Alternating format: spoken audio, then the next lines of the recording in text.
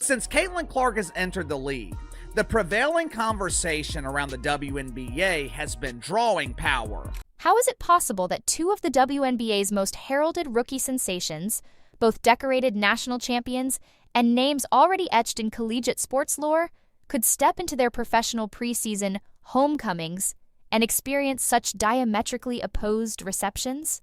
One, a figure whose every move seems to ignite a firestorm of ticket sales, saw her exhibition game sell out in what felt like the blink of an eye, unleashing an unprecedented frenzy among eager fans. The other, an equally celebrated champion returning to the hallowed grounds where she became an icon, found herself playing to an arena startlingly, almost uncomfortably, half empty. This isn't merely a footnote in sports trivia. It's a chasm of difference, a glaring disparity that peels back the layers on a much deeper, more complex narrative about who genuinely commands the unwavering attention and, crucially, the ticket-buying power of the modern basketball audience.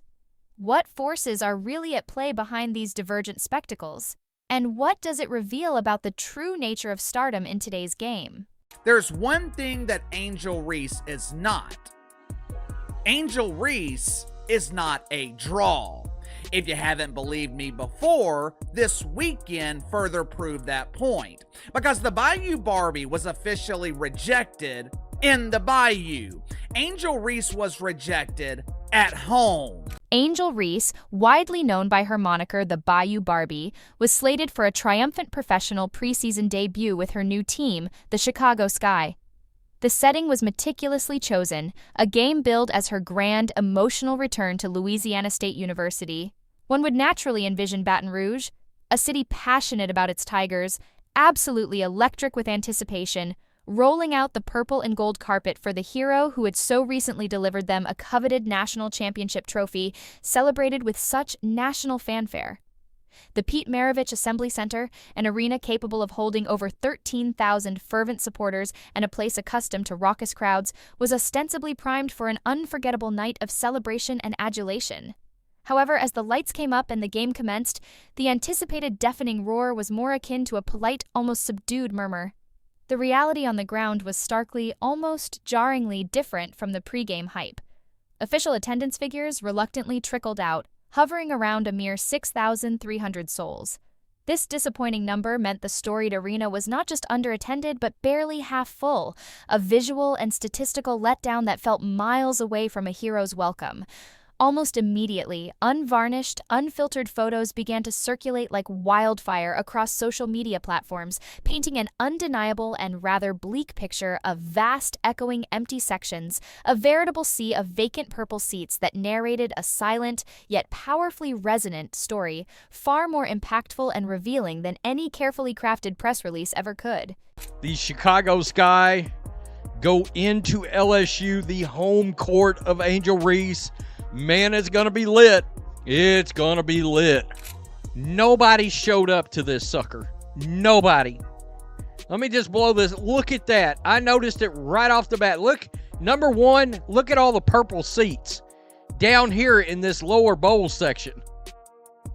And then the entire top bowl, forget about it. Now, let's sharply pivot and contrast this with the scene surrounding Caitlin Clark. Her Indiana Fever preseason game, also framed as a homecoming of sorts, unfolded at Carver Hawkeye Arena in Iowa City, the very court where she didn't just play, but fundamentally rewrote record books and captivated a nation, becoming a genuine global phenomenon. The contrast to Reese's LSU reception couldn't be more brutal or more telling. Tickets for Clark's game didn't just sell well, they evaporated. Credible reports indicate every single available seat was snatched up by eager fans in an astonishingly brief 27 minutes flat. Think about that, less than half an hour. The arena wasn't just full, it was packed to the rafters, pulsating with an electric energy that you could almost feel through the screen if you were watching from afar. It was a tangible testament to a fan base, not just loyal, but ravenous to witness their superstar transition into her new professional threads. This wasn't merely a preseason basketball game. It was unequivocally an event, a cultural moment that underscored a seismic shift in attention. Caitlin Clark, Angel Reese are not the same. Both had their homecoming celebrations this weekend. One of them sold out in 27 minutes. The other one couldn't give away free tickets. In case you were wondering, I did do the math. How many seats were actually left last night? Over 6,800. In a 13,000 capacity arena, there was over 6,800 seats still available. And some people were saying, by the way, that literally there were some $15 tickets out there. The already significant chasm between these two highly anticipated events deepens, almost vertiginously, when you meticulously examine the critical aspect of ticket prices. For Angel Reese's heavily promoted game at LSU, entry could be secured for as little as a reported $15. Some anecdotal sources even whispered about free tickets being strategically distributed in an attempt to bolster the visible crowd and fill those conspicuously empty seats. $15, a sum that in many urban areas wouldn't even cover the cost of a movie ticket, let alone parking. Meanwhile, for Caitlin Clark's game in Iowa, attempting to find a ticket at its original face value was an exercise in futility for most. The secondary resale market exploded, with seats routinely commanding prices in the hundreds of dollars, and for prime locations, figures stretching into the thousands were not uncommon. This isn't just a simple matter of supply and demand dynamics. It's a stark, quantifiable indicator of the vastly different perceived market value and the sheer, unadulterated drawing power each of these talented young players currently holds in the public consciousness and, more importantly, in their wallets. Look at all those empty seats, folks.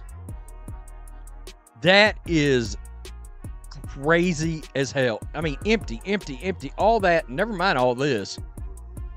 They could have put black tarps over it. Look at that. Look at that. Look, the WNBA still got problems. They got problems over and beyond one player. I don't know what they do about it. The Brazilians sent their national team to Baton Rouge to open the WNBA preseason against the Chicago Bravado. The event was marketed as a homecoming for Angel Reese. The Bayou Barbie returns to the Bayou to be worshipped by her millions and millions of adoring fans. This glaring disparity in reception and demand becomes even more pointed, more loaded with intrigue, when you juxtapose it with Angel Reese's own bold and widely publicized proclamation. She famously, and with no shortage of confidence, stated to the world, "The reason why we watching women's basketball is not just because of one person, it's because of me, too."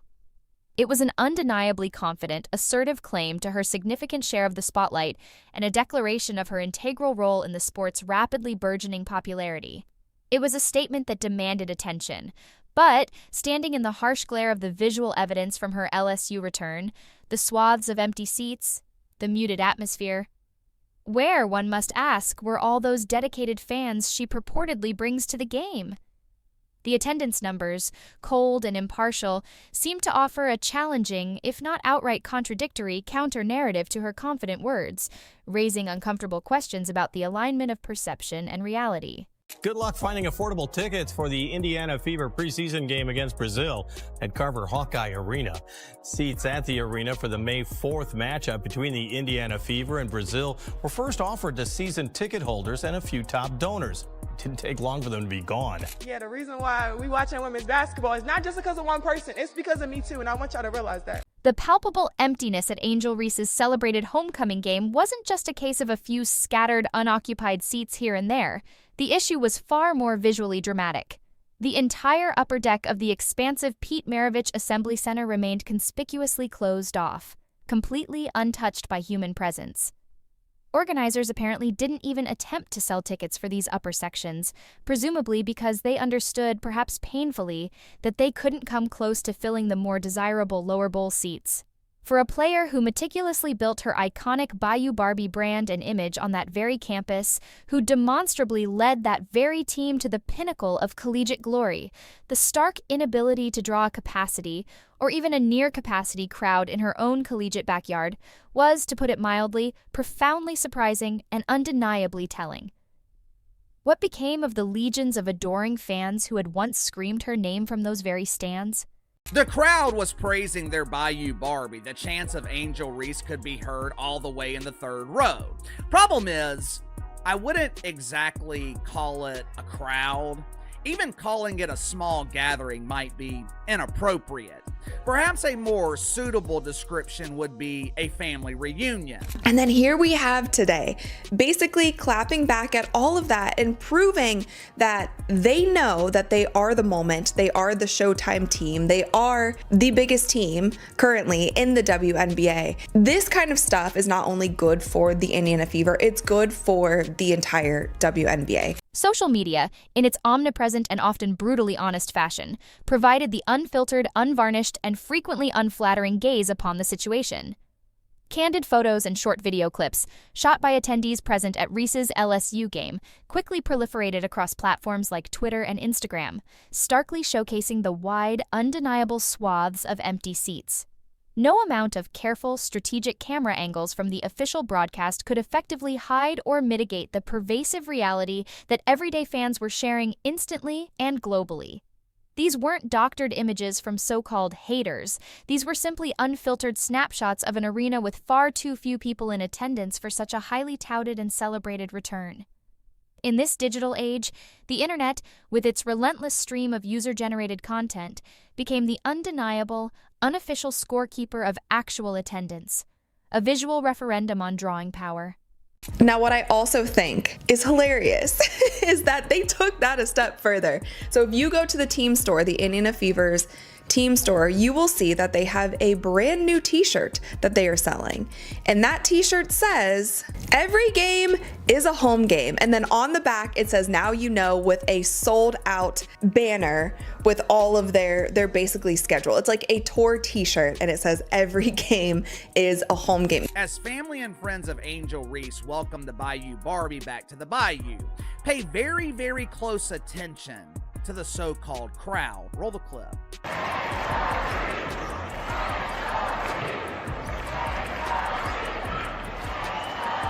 This was her homecoming. This was supposed to be a night of celebration. It looked like an LSU home game in November of 2023, when Angel Reese was supposedly at the height of her drawing power. Thousands of empty seats. While Angel Reese was contending with a visibly lukewarm reception in the ensuing online chatter, the phenomenon dubbed the Caitlin Clark effect was, and demonstrably continues to be, in full, undeniable, and frankly astonishing swing. This isn't an effect confined merely to her home games in Indiana. It's a bona fide league-wide tidal wave. Opposing WNBA teams are literally, and in an unprecedented manner, making logistical changes by moving their scheduled home games against Clark and the Indiana Fever to significantly larger arenas. Esteemed franchises like the Las Vegas Aces and the Washington Mystics are among those who have publicly announced venue upgrades, not out of mere speculation, but because their regular home arenas simply cannot accommodate the overwhelming, record-breaking demand from fans desperate to see Caitlin Clark play in person. This isn't manufactured hype or clever marketing. It's a direct, tangible, logistical response to a genuine, organic surge in public interest, a surge overwhelmingly driven by the presence of one singular game-changing player.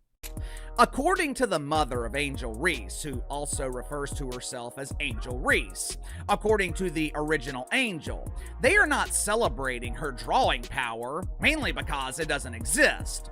They are celebrating championships. Mama Reese got on social media and clapped back at the haters, which in this case were Caitlin Clark fans who were pointing out the empty arena. According to Mama Reese, Caitlin and Angel are not the same. We celebrating championships over here. Sorry, young lady. Nobody knows who you are. Nobody would be watching the WNBA additionally for you. This is all about Caitlin Clark. Caitlin Clark is bringing the money to the game, the planes to the game, the TV viewership. The WNBA is on fire because of Caitlin Clark. The Indiana Fever organization itself is not shying away from this extraordinary reality. In fact, they are astutely leaning into it. They've shrewdly released a popular t-shirt that cheekily yet accurately proclaims, "Every game is a home game." The back of this hot-selling merchandise lists the Fever's entire schedule, stylized much like a rock band's highly anticipated tour dates, complete with prominent sold-out stamps next to many of the fixtures. It's a clever and effective marketing move, to be sure, but its brilliance lies in the fact that it's deeply rooted in an undeniable truth. Caitlin Clark draws massive, often capacity, crowds wherever she travels, effectively transforming nearly every road game into something resembling a neutral site spectacle, if not an outright pro-Fever environment, filled with fans wearing her jersey and cheering her name, regardless of the home team. One of them packed 15,000 paid fans into the arena. The other couldn't fill the lower bowl. Amidst the swirling online discussion and the inevitable comparisons sparked by the contrasting attendances, Angel Reese's mother, Angel Reese Webb, reportedly decided to weigh in on the matter via social media. She posted a comment that was widely interpreted, stating something to the effect of, "We celebrating championships over here." This statement was parsed by many observers as a staunch defense of her daughter, perhaps an attempt to subtly suggest that while Caitlin Clark's current meteoric drawing power is one undeniable aspect of stardom, Angel Reese's proven championship pedigree and on-court success represent a different, equally valid metric of achievement and impact. Was it a strategic deflection from the uncomfortable questions surrounding the LSU game's attendance figures? Or was it a genuine, heartfelt attempt to reframe the broader conversation around a different, perhaps more historically traditional standard of basketball success? But look at their career trajectory since then. Caitlin Clark is the only draw in the history of women's basketball. Angel Reese couldn't sell out home games at LSU, couldn't sell out home games in the WNBA in Chicago, can't fill half the arena for her homecoming celebration. Caitlin Clark doesn't beg for attention. Matter of fact, I would imagine that Caitlin Clark gets tired of the attention. This entire situation inevitably brings up a fascinating and increasingly relevant question about the multifaceted nature of fame in our modern, digitally saturated era. Angel Reese, by all accounts, boasts an enormous and highly engaged following across various social media platforms, numbering in the millions. Her posts detailing her fashion choices, her outspoken confidence, and glimpses into her lifestyle consistently garner significant attention, likes, and comments. Yet this formidable online presence, this vast digital army of followers, didn't demonstrably translate into a significant number of physical bodies occupying seats for her LSU homecoming game. It compellingly begs the question, is there a discernible, perhaps widening gap between the influence of a social media personality who also happens to be a talented basketball player and the drawing power of a basketball superstar who effectively utilizes social media as one tool among many? The intrinsic ability to generate viral clicks and countless online interactions is undeniably one form of modern currency. However, the distinct power to consistently sell out arenas and drive tangible ticket revenue is, perhaps, an entirely different, and in the sports world, a more traditionally valued form of influence. She does everything she can to keep her name in the headlines, yet for some reason, it doesn't translate to ticket sales, doesn't translate to television ratings. Angel Reese was the biggest star in Unrivaled. Hell, she was the only star in Unrivaled. No one was watching. Ultimately, while spirited debates can rage across forums and carefully constructed narratives can be spun by various stakeholders, the cold, hard numbers and the irrefutable visual evidence emerging from these two pivotal preseason homecomings tell an almost undeniable and certainly compelling story.